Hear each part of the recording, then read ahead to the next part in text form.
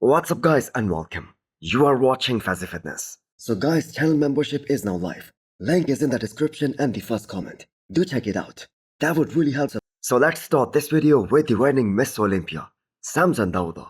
So this is the kind of size Samson is able to maintain without relying on any gear or the PEDs, as the man has been completely off for the past 8 weeks now. And even after him clarifying this so many times, that when he says off, he means off everything, not even TRT. Now a lot of people out there, they will have a hard time believing Samson Dauda, because that's superhuman size right there. And that is just bonkers. He's growing without even trying. And the fact is, we have seen his meal plans, and the man doesn't even come close to someone like Jay Cutler, who was pushing calories beyond 8,000 at one point in his offseason, and that was to catch up to Ronnie Coleman. Now Samson Dauda isn't big on food, even during the offseason phase, and that makes him the ultimate genetic freak. One of those guys we see once in a blue moon. Now quads still have separation and feathers, abs still there. The waistline looks a bit wider, and that is understandable, and that's gonna go back to its original form once he gets back on the plan, which is gonna start in about 2 weeks time. Now this is kind of an interesting debate. Does Samson Dauda need to get any bigger in order to successfully defend his Olympia title this year in October? Well, in my opinion, I don't think so. The judges do not want to see more size on Samson. And the fact is, even if he comes in a bit downsized, he's still gonna be so much bigger than both Hadi Choopan and Derek. That man is still gonna be one of the biggest guys on the stage. He needs to bring more conditioning, more detail. And as much as we love the package that Samson brought to the Arnold stage, especially at the finals, there still was a 1-point difference between him and Derek. So the judges are clearly sending him a message to bring more separation and be more crispy. Now it is so great that Samson Dauda decided to take a break after this past Arnold, and that was to make sure he's all fresh for this Olympia prep.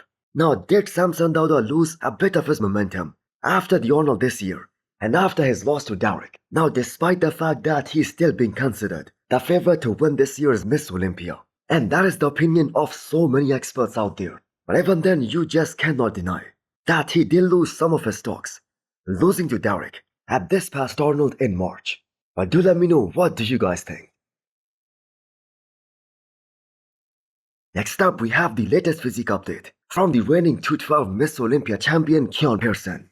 So I do not remember Kon Pearson going above 230 pounds during his offseason last year. But here is the man today at 230 pounds, and his back looks like it's about to take off. And I have got to say, some real muscle that is also being added to the back area, and that is just gonna create more gap between him and the rest of the competition. So the only shot that Keone might have lost at the Olympia last year against Sean, that was the back double biceps. I mean, Keone won the back lat spread even back in 2023 because he makes Sean look so damn narrow, and that too front to back. So with all that muscle and with all that growing that Keone has done since 2019, as that was the year he competed in Classic Physique Miss Olympia, where he placed top 4 on his first try. And if you compare that to now, the great thing is that the man has been really mindful to keep his waistline very tight during this process. If anything, his proportions have actually gotten so much better and way more outrageous after transitioning from Classic into the 212. The man is just an unstoppable force in the 212, and we all want to see him compete sooner or later in the Men's Open against the big boys. And that is exactly why Keone is putting on more muscle, more mass on his frame. So the plan right now is that to first max out that 212 class before crossing over to the Men's Open. And that means another 10 to 12 pounds of stage weight compared to last year. Now Kon Pearson was destined to be great.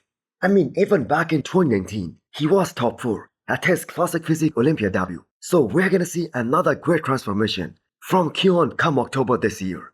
And I believe that is gonna blow everyone's mind away one more time.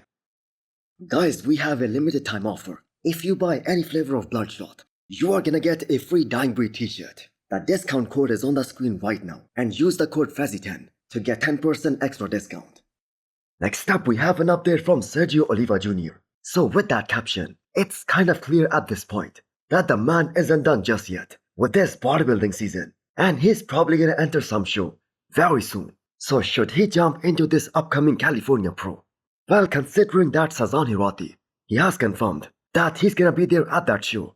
That won't be a wise choice for Sergio, as Saz just beat Sergio at this past FIBA Germany, and that too very convincingly. And now that the first show with his new coach, Stefan, is done, there is just no more trial and error for the next one, as Sergio needs to win one show and finally get back to that Miss Olympia stage after 7 years. Yes, you guys heard that right. Now the sooner Sergio gets his Olympia qualification, the more time he's gonna have to make those much needed changes and improvements in his back and in his chest. And he desperately needs to get that density back, especially in his back, to compete with the Olympians who finish in the top 10. Or I'm gonna say, even to qualify for the Olympia this year. Now the question is, was this the best Sergio to date?